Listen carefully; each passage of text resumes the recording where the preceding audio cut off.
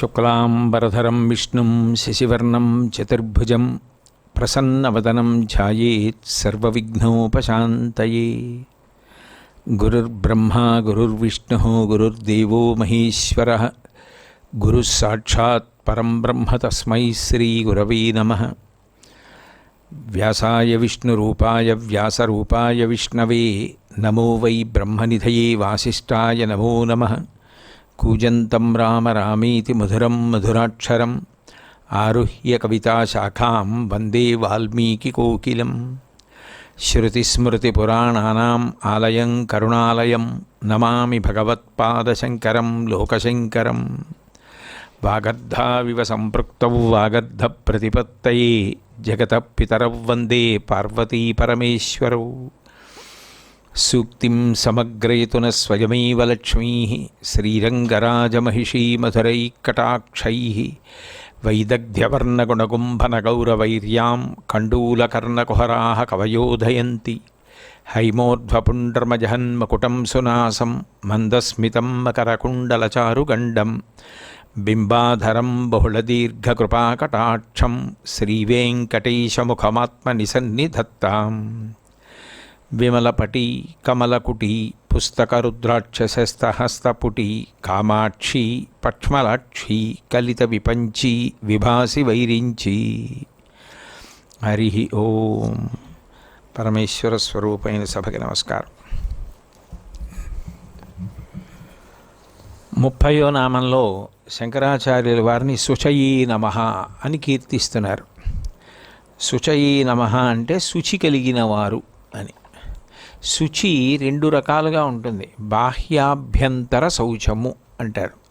అంటే బాహ్యమునందు శౌచమును కలిగి ఉండుట, లోపల కూడా శౌచమును కలిగి ఉండుట. అంటే రెండు విధాలుగా కూడా మనిషి శుచిగా ఉండుట. బాహ్యము అంటే ఉపకరణము, ధర్మానుష్ఠానానికి అంతటికీ పనికొచ్చేటటువంటి ఉపకరణం, భగవంతుడు మనకి అనుగ్రహించినటువంటి ఉపకరణం ఈ శరీరం. అటువంటి శరీరం ఏదైతే ఉందో ఆ శరీరం ధర్మానుష్ఠానానికి పనికొచ్చేటటువంటి ఉపకరణం. దాన్ని చాలా జాగ్రత్తగా కాపాడుకుంటూ ఉండాలి. దాన్ని జాగ్రత్తగా కాపాడుకుంటూ అది ధర్మానుష్ఠానం చెయ్యడానికి వీలుగా ఉంచుకోవడము అన్న మాటకు అర్థం ఏమిటంటే దాని తేజస్సు క్షయమైపోకుండా ఉండేటట్టు మనం ఏ పని చేస్తున్నామో ఆ పనికి అనుగుణంగా మన మనసు నిలబడడానికి శరీరాన్ని ఉపకరణం చేస్తారు. మీరు నేను అన్న మాట పట్టుకున్నారో లేదో, ఒక వైద్యుడు ఉన్నాడు అనుకోండి. వైద్యుడి తండ్రి గారికి గోరు చుట్టు వేసింది. గోరు చుట్టు వేసింది కదా అని తండ్రి గారి గోరు చుట్టే కదా అని ఇంట్లో గదిలోకి తీసుకెళ్ళి ఆయన దాన్ని కోసేసి అట్లా చెయ్యడు. వైద్యశాలకి తీసుకెళ్ళి దాన్ని కోసే ముందు తాను కట్టుకుని వచ్చినటువంటి వస్త్రములు వదిలిపెట్టేసి ఒక ప్రత్యేకమైన రంగు కలిగిన దుస్తులు తొడుక్కుని తన చేతులు శుభ్రంగా చేసుకుని ఏ సూక్ష్మక్రిములు లేకుండా చేసుకుని తొడుగులు తొడుక్కుని తండ్రి గారిని సౌకర్యవంతంగా పడుకోబెట్టి అప్పుడు శస్త్రచికిత్స చేసి కట్టుకడతారు. ఇప్పుడు ఆయన బట్టలు వేసుకోకపోతే ఆయన శస్త్రచికిత్స చెయ్యలేరా అంటే ఆయన చెయ్యగలరు. కానీ దాని మర్యాద దానికి ఉంది. ఆ శస్త్రచికిత్స చేసేటప్పుడు అంకిత భావంతో నేను నిలబడి ఉన్నాను, ఇప్పుడు ఇది తప్ప అన్య విషయం మీద నా మనసు నేను పెట్టడానికి సిద్ధంగా లేను అని తనని తాను హెచ్చరించుకొని అంకితభావ ప్రకటనం కోసమని దుస్తులు ధరిస్తారు. భారతీయ సైన్యం ఉందనుకోండి, ఎంతటి త్యాగానికైనా మేము సిద్ధం. దేశ సరిహద్దుల్ని రక్షించుకోవడం ప్రధాన కర్తవ్యం తప్ప దానికోసం ప్రాణాల్ని బలిపెట్టడానికి కూడా మేము వెనకాడమని చెప్పడానికి వాళ్ళు ఒక ప్రత్యేకమైన దుస్తులు ధరిస్తారు. బాహ్యంలో ఒక రంగు వస్త్రధారణ చేయడం ద్వారా ఒక రకంగా మనం అంకిత భావంతో ఉంటాం.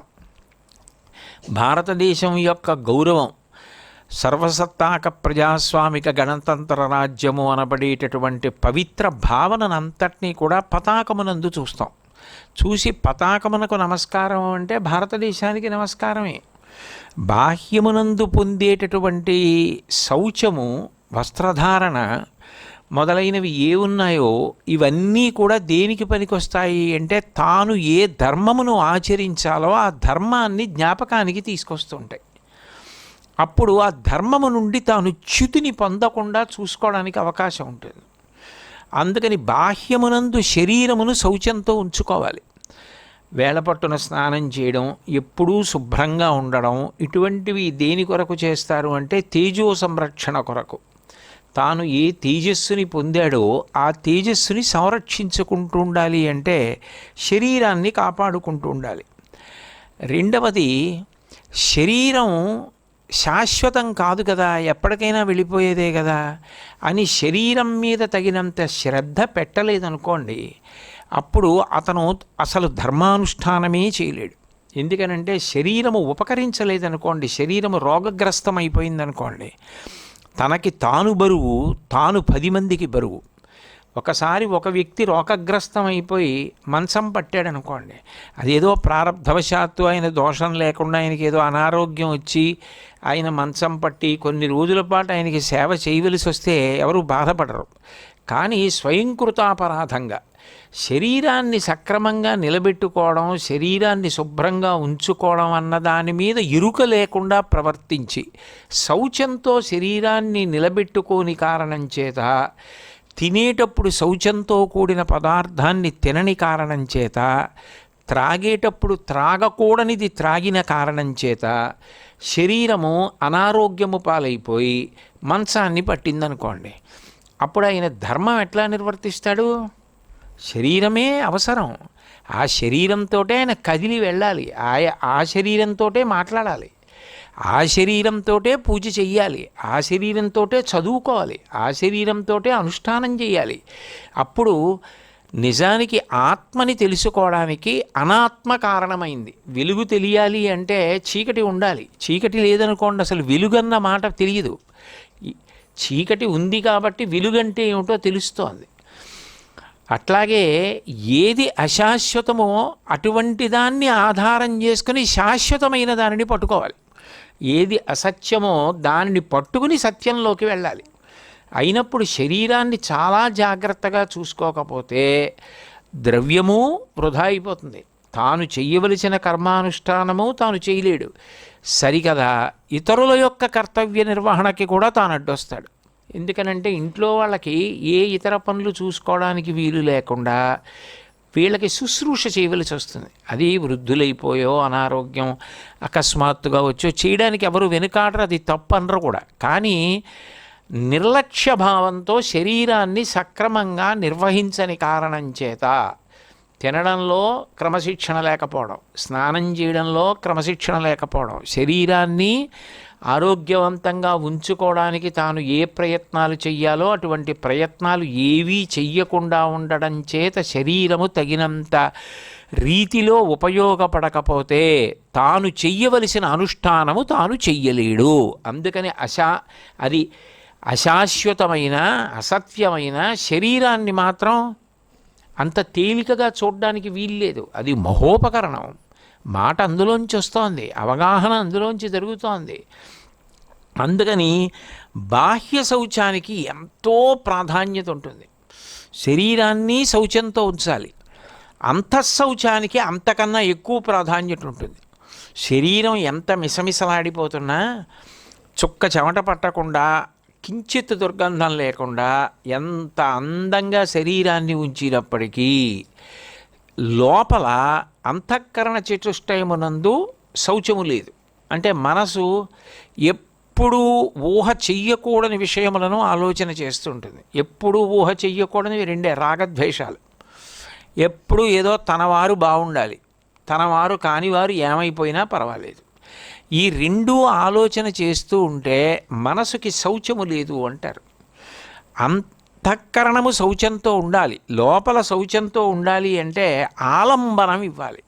మీరు ఆలంబనం ఇవ్వలేదనుకోండి, మనసు, పసిపిల్లవాడు, కోతి ఇవన్నీ ఒక్కలాంటివే. పసిపిల్లవాడు ఏదో పాకుతూ ఆడుకునే పిల్లాడికి మీరు ఏదో ఒక క్షేమకరమైన వస్తువు చేతికి ఇవ్వాలి. ఓ యాపిల్ పండు ఇచ్చారనుకోండి, వాడు ఆ యాపిల్ పండుని కింద పడేసి మీద పడేసి దాన్ని కొరకడానికి ప్రయత్నం చేసి దొర్లించి చాలాసేపు ఆడుకుంటాడు. ఆఖరికి వాడికి అమ్మ నాకు ఈ వస్తువు ఇచ్చి నా దృష్టి దీని మీద నిలబెట్టేసిందని గుర్తొచ్చిన తర్వాత మళ్ళీ ఏడుపు లంఘిస్తాడు. అప్పుడు అమ్మ ఈ యాపిల్ పండు తీసేసి ఓ జామ పండు ఇస్తుంది. ఒకవేళ వాడు వచ్చి రాని పళ్ళతో కొరికాడు అనుకోండి, కొద్దిగా గుజ్జు తిన్నాడు అనుకోండి, వచ్చిన ప్రమాదం ఏం లేదు. దానివల్ల క్షేమకరమైన వస్తువుని ఆలంబనం అంటే ఆడుకోవడానికి ఆధారంగా ఇస్తుంది. మనిషి విజయం ఎక్కడుంటుంది అంటే మీరు ఏ ఆలంబనము మనసుకి ఇవ్వలేదనుకోండి, అది ఏం చేస్తుందంటే ఎప్పుడూ రాగద్వేషాలనే పట్టుకుంటుంది. అది దాని లక్షణం. అది ఎందుకనంటే మనసు ఎప్పుడూ ఇంద్రియముల ద్వారా సుఖాన్ని పొందాలని చూస్తుంది. కంటితో సుఖపడదాం, చెవితో సుఖపడదాం, ఏదీ లేకపోతే శరీరం ఏం చేస్తే సుఖంగా ఉంటుందని అనిపిస్తుందో అది చేయమంటుంది. కాకుండా మీకు ఆలంబనం ఉందనుకోండి మనసుకి, నేను ఈ పని చెయ్యాలి, సాయంకాలం నేను ప్రవచనం చెయ్యాలి కాబట్టి కనీసం 5 నామాలు నేను చదివి అసలు ఆ నామాలు ఏమిటో పరిశీలించాలి అని అనుకున్నాను అనుకోండి, నాకు ఏం చేస్తున్నా అబ్బో 11 అయిపోయింది, 12 అయిపోయింది, 5 నామాలు, అందులో ఏం నామాలు ఉన్నాయో అవి శంకరాచార్యులు వారివి గౌణములు, నేను వాటిని పరిశీలించకపోతే ఎలా అని లోపల ఒక ఒత్తిడి ఉంటుంది. అంటే ఇతరమైన విషయాల మీద ఉన్న మనసు తిరిగి వచ్చేస్తుంటుంది దాని మీదకి. అప్పుడు ఏమవుతుందంటే కనీసం కొంతసేపు మనసు దాన్ని పట్టుకుంటుంది. ఇప్పుడు మీరు ఒక గంటన్నర సేపు ప్రవచనం వింటున్నారనుకోండి, శంకరాచార్యుల వారి యొక్క గుణముల గురించి వినడం, నామాల గురించి వినడం అంటే శంకరాచార్యుల వారిని మానసికమైన పూజ చేయడం. అప్పుడు ఏమైంది, మనసు పవిత్రమైంది. మీరు ఏ ఆలంబనం ఇవ్వలేదనుకోండి, అది ఎప్పుడు అటు తిరిగి ఇటు తిరిగి రెండే అంటుంది. సుఖంగా ఎలా ఉండొచ్చు, దుఃఖానికి దూరంగా ఎలా ఉండొచ్చు. దుఃఖం అంటే మనసుతోటి ఇంద్రియాలతోటి సుఖాలు అనుభవించడానికి అవకాశం లేని స్థితి. అది నాకుండాలి, నా వారికి ఉండాలి సుఖం. దుఃఖం నేను కాని వారికి అందరికీ, అంటే నువ్వు అని నేను ఎవరినంటానో వాళ్ళందరికీ, నాది కానిది ఏదైనా, ఇతరులది ఏదైనా, అది దుఃఖాన్ని పొందినా నాకేం అభ్యంతరం లేదు, నేను నాది సుఖంగా ఉండాలి అనే ఆలోచిస్తుంది. అది దాని లక్షణం. అది కొన్ని కోట్ల జన్మల నుంచి అలాగే శిక్షణ పొందింది. దాన్ని మీరు అకస్మాత్తుగా నువ్వు అలా ఆలోచించకు, నువ్వు రాగద్వేషాలు పట్టుకోకు అంటే ఒకటి గుర్తుపెట్టుకోండి, మనం పట్టుకుంటే మనం వదిలేయచ్చు, అవి మన్ని పట్టుకున్నాయి. అవి మన్ని పట్టుకుంటే మనం ఎలా వదులుతాం? కుక్క నన్ను అట్టుకుంది అనుకోండి, నేను కుక్కను ఎలా వదులుతాను? కుక్కే నన్ను వదలాలి. ఇప్పుడు కుక్క నన్ను వదలటం లేదనుకోండి, కుక్క నా పంచె గట్టిగా పట్టుకుని ఉంటే నేను ఆ పంచె వదిలేయాలి అంతే. ఇంకా కుక్క నుంచి తప్పించుకోవాలంటే ఆ పంచెను వదిలేసి వెళ్ళిపోవాలి. అంటే కుక్క నన్ను వదిలేయడానికి ఏం చేయాలో అది నేను చేయాలి, అంతేగాని నేను కాదుగా పట్టుకున్నది, నేను ఎలా వదిలేస్తానో? అవి నన్ను పట్టుకున్నాయి, అవి మనసుని ఇప్పుడు పట్టుకోలేదు, కొన్ని కోట్ల జన్మల క్రితం నుంచి పట్టుకున్నాయి. అందుకనే వాసనా బలంగా వచ్చేసింది. దాన్ని తిప్పేయడానికి ఏం చేస్తారంటే దాని మీద కొత్త వాసన ఇస్తారు. కొత్త వాసన అంటే, వాసన అంటే ముక్కుతో పీల్చే వాసన కాదు, మనసుకి అభిరుచి కల్పిస్తారు. అదే అభ్యాస యోగేన తతో మామిచ్ఛాప్తుం ధనంజయ అంటాడు. అభ్యాస యోగం చేయి, ముందు వద్దంటుంది కానీ పట్టుకో, నేను ఇది చేస్తాను అని ఒక మంచి విషయాన్ని పట్టుకొని దాని మీద ప్రవేశం కల్పించుకో. దాని గురించి ఆలోచిస్తూ ఉండడం, దాన్ని చదువుతూ ఉండడం, దాన్ని చేస్తూ ఉండడం మొదలుపెట్టు. నీకు తెలియకుండా మనసు ఏమవుతుందంటే నీకు వశపడుతుంది. వశపడి మెల్లిగా అనురక్తం అయిపోతుంది. మనసుకున్న బలం బలహీనత, ఏది వద్దందో అటువైపుకే వెళ్ళిపోతుంది. వెళ్ళిపోయి దాన్ని పట్టుకుంటుంది. దాన్ని మానసిక శౌచమును సంతరించుకొనుట అంటారు. అయితే శంకరాచార్యులు వారి దాస్తాయా అంటే కాదు. ఆయన బాహ్య శౌచం పాటించారు అని వేరుగా చెప్పవలసిన అవసరం లేదు. అసలు ఆ శరీరమే దివ్య శరీరం. ఇక ఆయనకు సంబంధించినంత వరకు అంతఃశౌచము అంటే ఏం చెప్పవలసి ఉంటుంది అంటే, అంతఃశౌచమునకు పరాకాష్ఠగా ఏది చెప్తారంటే వినయం చెప్తారు. ఎందుకనంటే వినయం ఎక్కడుంటుందో అక్కడ మంచివన్నీ వచ్చి చేరుతాయి. మీ ప్రయత్నం చాలా తక్కువ ఉన్నప్పటికీ కూడా వినయం ఉన్న చోటుని వెతుక్కుంటాయి అవకాశాలు. ఎందుకంటే మీరు చూడండి, మీ అంతటా మీరుగా ఎవరినో చేరదీశారు, కానీ మీరే వాళ్ళని దూరం పెట్టేస్తారు. ఎందుకు పెట్టేస్తారు అంటే సమర్థత ఉన్నా వినయం లేదు, చెప్పిన మాట వినరు. వాళ్ళ ధోరణే వాళ్ళది. వాళ్ళు ఏమనుకుంటే అదే. మనం చెప్పింది వాళ్ళకి జీర్ణం కాదు. కొంచెం ప్రమాదకరమైనటువంటి ధోరణి. వాళ్ళని దగ్గరగా ఉంచుకోవడం అంత క్షేమకరమైన విషయం కాదు. అందుకని తగ్గించేసేద్దాం. వాళ్ళని మన దగ్గరికి వద్దు, మనం వాళ్ళ దగ్గరికి వద్దు.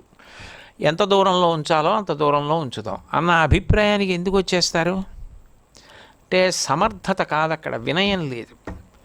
వినయం లేని సమర్థత పెద్దల దగ్గర ఆశ్రయాన్ని పోగొట్టేస్తుంది. అదే వినయం ఉందనుకోండి, సమర్థత అంత లేకపోయినా చెప్పిన మాట వింటారు. వాళ్ళకి తెలియకపోతే పర్వాలేదు, కానీ మనం ఏమైనా చెప్తే వినే లక్షణం ఉంది కాబట్టి వాళ్ళని పిలవండి అంటారు. ముందు ఎవరిని పిలుస్తారు అంటే వినయం ఉన్న వాళ్ళని పిలుస్తారు. వినయం ఉన్నవాళ్ళు ఎప్పుడైనా తప్పు చేశారనుకోండి ఆదరిస్తారు. ఏదో చేశారు పోనివ్వండి అంటారు. వినయం ప్రధానం. శంకర భగవత్పాదుల కన్నా గొప్ప మేధావి అసలు ప్రపంచంలో ఎవరైనా ఉంటారా? అటువంటి శంకరాచార్యుల వారు అహంకారంతో ప్రవర్తించారు అని 32 సంవత్సరాల ఆయన జీవితంలో చూపించడానికి ఒక్క సంఘటన లేదు. సరిగదా?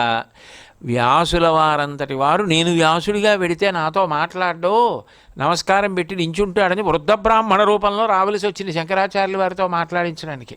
అంటే ఎంత వినయం అంటే చూడండి. కొంతమంది ఏం చేస్తారంటే తాము ఉన్న స్థితిని తాము ఎప్పుడూ గుర్తు తెచ్చుకొని నేను ఇంతటి వాణ్ణి అనుకుంటారు. కొంతమంది ఏం చేస్తారంటే వాళ్ళకి ఎంత పేరు ప్రతిష్టలు ఉండనివ్వండి, ఎంత కీర్తివంతులు కానివ్వండి, వాళ్ళని చూడాలని ఎన్ని కోట్ల మంది తహతహలాడుతూ ఉండనివ్వండి, ఆయన పేరు ఎన్ని కోట్ల మందికి తెలిసి ఉండనివ్వండి, వాళ్ళు మాత్రం పరమ నిరాడంబరంగా పరమ ప్రశాంతంగా పరమ ప్రేమతో ఉంటారు. ఎందుకంటే లోపల ఒక భావం జీర్ణమైంది. వాళ్ళు అలా అనుకుంటున్నారు కానీ నేను ఎంతటి వాణ్ణి అన్న భావన జీర్ణం కాలేదనుకోండి, ఇవన్నీ ఏం చేస్తాయంటే మెడనిప్పి తీసుకొస్తాయి. అదేంటండి మెడనిప్పి ఎందుకు వస్తుంది అంటారేమో మీరు. తలగడ అనేటటువంటిది ఎలా ఉండాలి? తల పెట్టుకుంటే తలకి ఇబ్బంది లేకుండా ఉండాలి. తలగడ నాది, ఊదుకోవడానికి నోరున్న గాలి నాదని దాన్ని బాగా గాలి ఊదేసి తల కింద ఎట్టాను అనుకోండి మెడనిప్పి పెడుతుంది. పొగట్ట కూడా గాలి దిండు లాంటిది. అది మీరు బాగా పుచ్చుకున్నారనుకోండి దిండు బాగా లావు అవుతుంది. దిండు బాగా లావైందనుకోండి మెడ నిప్పెట్టి తల తిరుగుతుంది లేచినప్పుడు. పొగట్టని ప్రోత్సాహం కోసమే తీసుకుని అతిగా పొగట్టని స్వీకరించకుండా ఇది నాకు కలగడానికి ఈశ్వరుడు కారణమని ఆయనకి నమస్కరించి తాను నిరాడంబరంగా నేనెంతటి వాణ్ణి అని బ్రతకగలగడానికి వినయం అంటారు. అది ఉన్న చోటికి వచ్చి చేరుతాయి. ఇంకా ఏమీ ప్రయత్నం అక్కర్లేదు. విద్యా దదాతి వినయం వినయాద్యాతి పాత్రతాం. ఆ వినయం ఉందనుకోండి పక్కకి తీసుకొచ్చి కూర్చోపెట్టుకొని అన్నిటినీ కూడా నేర్పుతారు. ఎంతో ప్రేమతో చూస్తారు. సర్వసాధారణంగా లోకంలో వ్యక్తులు దూరం అయిపోవడానికి కారణం ఏదై ఉంటుంది అంటే అహంకారమే. అహంకారము వల్ల, చెప్పిన మాట వినకపోవడం వల్ల, మూర్ఖత్వం వల్ల, అతిశయం వల్ల, మాకన్నీ తెలుసన్న భావనల చేత దూరం అయిపోతారు. శంకర భగవత్పాదుల జీవితంలో మీరు ఎప్పుడు చూసినా వినయమే. అది అంతఃశౌచం. లోపల శౌచంతో ఉన్నాడు అని గుర్తు ఏమిటంటే అంత వినయంతో అంత ప్రేమతో ఉండగలగడం. రెండవది నిస్వార్థ బుద్ధి. ఇది నా బోటిగాడికి అంత తేలిక విషయం ఏం కాదు. కానీ శంకర భగవత్పాదులకు అసలు ఆయన నా కొరకు అని చేసుకునేది ఏమీ ఉండదు. ఆయన ఏది చేసినా లోకం కోసమే, నా కోసం అన్న మాట ఆయన జీవితంలో అన్వయం కాల. నేను తరచుగా చెప్తుంటా, ఆయన హనుమ ఇద్దరే జీవితం మొత్తం మీద నా కోసమని చేసుకున్నది ఒక్కటి భూతద్దం పెట్టి వెతికితే కనపడదు. అంతటి మహానుభావుడు. కాబట్టి నిస్వార్థ బుద్ధి, స్వీయ కర్మానుష్ఠానము. మీరు చూడండి, ఇంట్లో దుమ్ము పడిందా దుమ్ము పడలేదా అని చూడకుండా ప్రతిరోజు ఇల్లు తుడుచుకుంటాం. ప్రతిరోజు ఇంట్లో కడగకపోయినా తడిగుడ్డన్నా వేస్తాం. వీధిలో ఒకసారి తుడుచుకుని కళాపి చల్లి ముగ్గు పెట్టుకుంటారు. ఎందుకు ఇంట్లో మీరు దుమ్ము చూశారా అండి, ఏమైనా ధూళి పడిందా అండి అన్న దాంతో సంబంధం లేదు. పడి ఉండి ఉండవచ్చు, తుడిచేస్తారు. అట్లాగే నిత్యకర్మానుష్ఠానం ఏం చేస్తుంది అంటే మనిషిని ఎప్పటికప్పుడు పవిత్రుణ్ణి చేసేస్తుంటుంది. ఒకవేళ ఏ కారణం చేతనైనా ఆయన తేజస్సుకి భంగకరమైన విషయమునందు ఆయన ప్రవర్తించి అపవిత్రుడైతే ఆ అపవిత్రత దేని వలన పోతుంది అంటే నిత్యకర్మానుష్ఠానం భక్తితో చేసిన కారణం చేత పవిత్రుడవుతాడు మళ్ళీ. అందుకని స్వీయ కర్మానుష్ఠానం ఆయన ఎన్నడూ దాన్ని విడిచిపెట్టరు. అదే మార్గం చంద్రశేఖరేంద్ర సరస్వతి మహాస్వామి వారిది. గురుగంటి పూజ అని ఒక గంట పూజ, ఆత్మపూజ, తనలో తానే పూజ చేసేవారు కూర్చుని. అట్లాగే పరోపకార బుద్ధి, ఎప్పుడూ ఇతరులకు ఉపకారం చేద్దాం. అది బ్రహ్మచారిగా ఉన్నప్పటి నుంచి కనకధారాస్తవం చేయించలా. అటువంటి పరోపకార బుద్ధి అన్నిటినీ మించి అంతఃశౌచం ఏర్పడడానికి ఉండవలసిన ప్రధాన లక్షణము శ్రద్ధ. శ్రద్ధ అంటే గురువుగారు ఏదైనా చెప్పారనుకోండి, ఇక స్వబుద్ధిని పెట్టడు అక్కడ, ఇంకా తన బుద్ధితో ఆలోచించడు. ఇంకా నేను నా బుద్ధితో ఆలోచించవలసిన అవసరం లేదు. ఎందుకనంటే గురు బుద్ధిర్విశేషత, గురువుగారు ఏది చెప్పారో అది చాలా విశేషము. ఆయన కన్నా ఆలోచించగలిగిన ప్రజ్ఞ నాకు ఉండదు.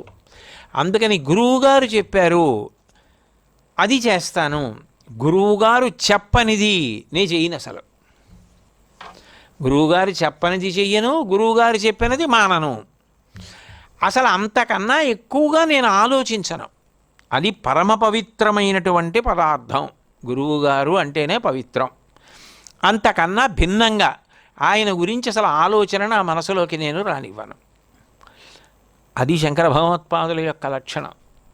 ఆయన జన్మతః జ్ఞాని, కానీ గురువుగారు గోవింద భగవత్పాదాచార్యుల వారంటే అంత భక్తి. గురువునందు గురువాక్యమునందు ఇవి తిరుగులేని సత్యములు అన్న భావన, శాస్త్రము చేత ప్రతిపాదింపబడిన విషయములు పరమసత్యములు అన్న నమ్మకం ఎవరికి ఉంటాయో వారు శ్రద్ధావంతులు. ఆ శ్రద్ధ ఎవరికి ఉందో వారికి ఈశ్వరానుగ్రహం ఉంటుంది. సా శ్రద్ధ కలితా సిద్భి యయా వస్తూపలభ్యతే, వారికి అన్నీ లభిస్తాయి. చూడండి, పెద్దలు నిర్ణయించినారుగానా అని రాస్తారు శుభలేఖలో. ఎందుకు ఆ మాట అంటారంటే, పిల్లాన్ని కన్నది తల్లిదండ్రులే, పిల్లని కన్నది తల్లిదండ్రులే, వాళ్ళిద్దరూ అనుకుంటే కాదు. వాళ్ళిద్దరూ వైవాహిక జీవితాన్ని మొదలు పెడుతున్నారు. అది పండాలి. అది పండాలి అంటే ఎందుకు పండుతుంది అంటే, పెద్దలు పరమ ప్రేమతో సంతోషంతో వాళ్ళు వృద్ధిలోకి రావాలని కోరుకోవాలి. కోరుకుని వాళ్ళు శుభం భూయాత్ అని ప్రేమతో అన్నారనుకోండి, అది అవుతుంది. ఎందుకంటే వాళ్ళ వాక్కు నిజమయ్యేట్టు ఈశ్వరుడు చూస్తాడు. అందుకని వాళ్ళు అనాలి ఆ మాట. అంటే ఆ మాట పెద్దలు అన్నది ఏదుందో అది సత్యము, శాస్త్రము ఏది చెప్పిందో అది సత్యము అని ఇంకా దాని యందు స్వబుద్ధితో విశ్లేషణ చేసి మరొక రకంగా ఆలోచన చెయ్యకుండా నమ్మకంతో ఎవరుంటాడో ఆయనను శ్రద్ధావంతుడు అని పిలుస్తారు. అది తిరుగులేని శ్రద్ధ శంకరాచార్యుల వారిది. అవతార పరిసమాప్తి సమయంలో కూడా మీరు సముద్రవంత వాంగ్మయం ఇచ్చేశారు, మేము ఎక్కడ చదవం, తేలికగా చెప్పండి అంటే ఆయన చెప్పింది మొట్టమొదటి మాటలు అవే. వేదో నిత్యమధీయతాం, రోజు వేదాన్ని పరిశీలించండి. తదుదితం కర్మస్వనుష్ఠీయతాం, వేదం చెప్పినట్టుగా కర్మానుష్ఠానం చేయండి. అంటే శాస్త్రీయమైనటువంటి నడవడి, అది శ్రద్ధ. అటువంటి శ్రద్ధ కలిగినటువంటి మహానుభావులైన, అందుకే అహంకార పరిత్యాగం చూడండి. విప్రాయ ప్రకటవ్రతాయ భవతే విష్ణుస్వరూపాయతే అంటాడు. బలిచక్రవర్తి వామనమూర్తికి దానం ఇచ్చేటప్పుడు నేను దానం ఇస్తున్నాను అనడం శాస్త్రము ప్రమాణం. ఎందుకని, నా దగ్గర ఉంది కానీ పుచ్చుకునేవాడు లేడనుకోండి, దానం పుచ్చుకునేవాడు లేకపోతే మీ వస్తువు పుణ్యముగా మారదు. మీ వస్తువు పుణ్యంగా మారలేదనుకోండి, మారకపోతే ఏమైపోతుందంటే అది ఇక్కడ ఉండిపోతుంది. మీరు ఉత్తర జన్మలకు కావలసిన పెట్టుబడి లేకుండా జీవుడు వెళ్ళిపోతాడు. ఇప్పుడు జీవుడు పేదవాడైపోయాడు. అంటే నిజానికి జీవుడు ఐశ్వర్యవంతుడు కావడానికి ఎవరు కారణం? పుచ్చుకుంటున్నవాడు కారణం. ఆయన పంచెల చాపు పుచ్చుకోకపోతే, ఆయన పళ్ళు పుచ్చుకోకపోతే, ఆయన పూలదండ పుచ్చుకోకపోతే నీకు ఆ పుణ్యం ఎక్కడిది?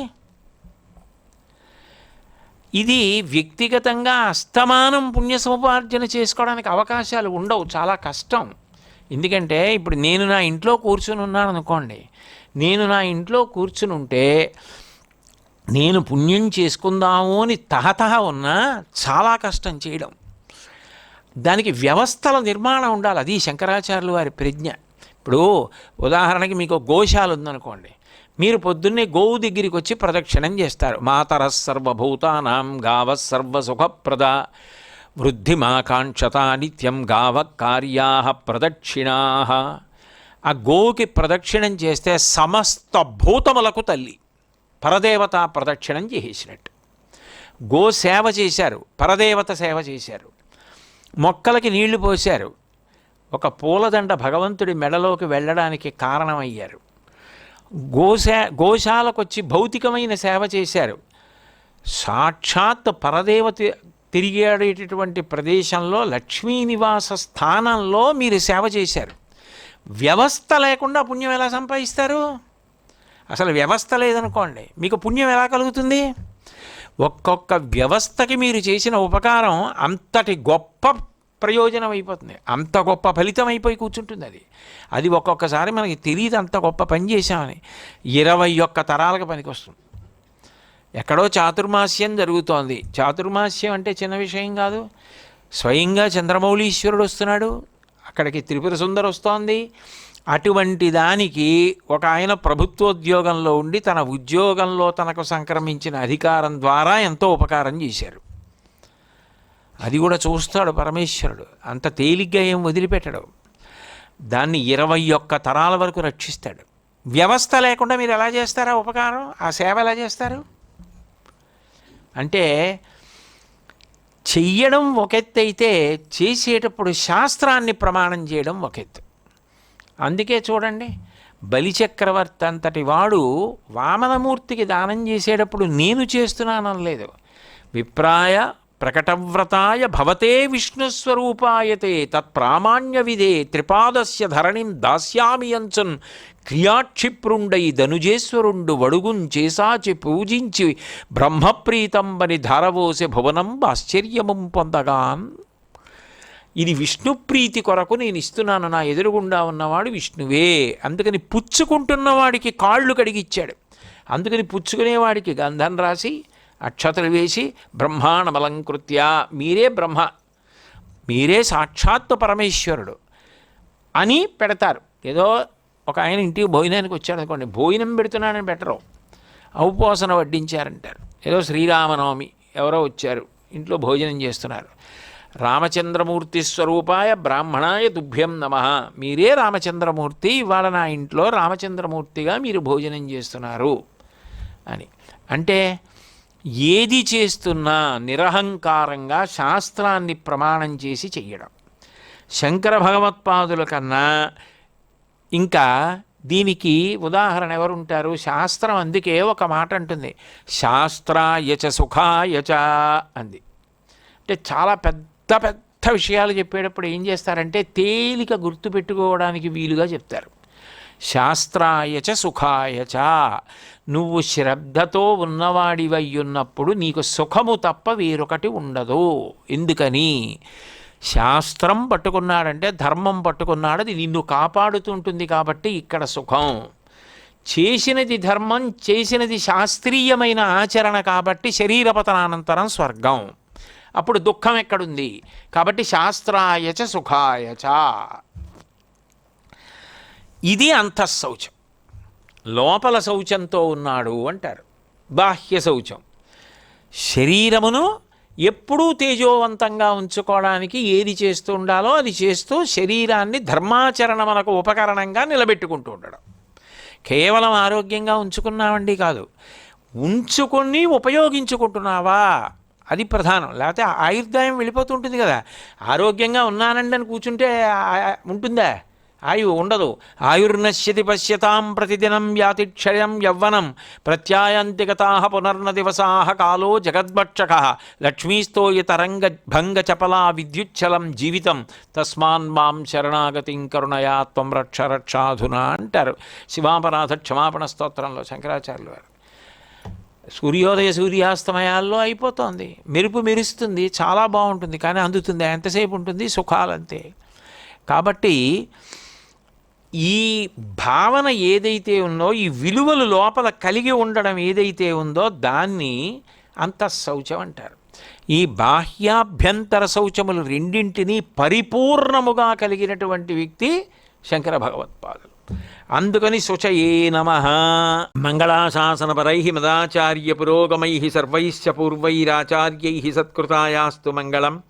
మంగళం కోసలేంద్రాయ మహనీయ గుణాత్మనే చక్రవర్తి తనూజాయ సార్వభౌమాయ మంగళం. ఉమాకాంతాయ కాంతాయ కామితార్థప్రదాయినే శ్రీగిరీశాయ దేవాయ మలినాథాయ మంగళం. సర్వం శ్రీ ఉమామహేశ్వర పరబ్రహ్మార్పణమస్తు. స్వస్తి.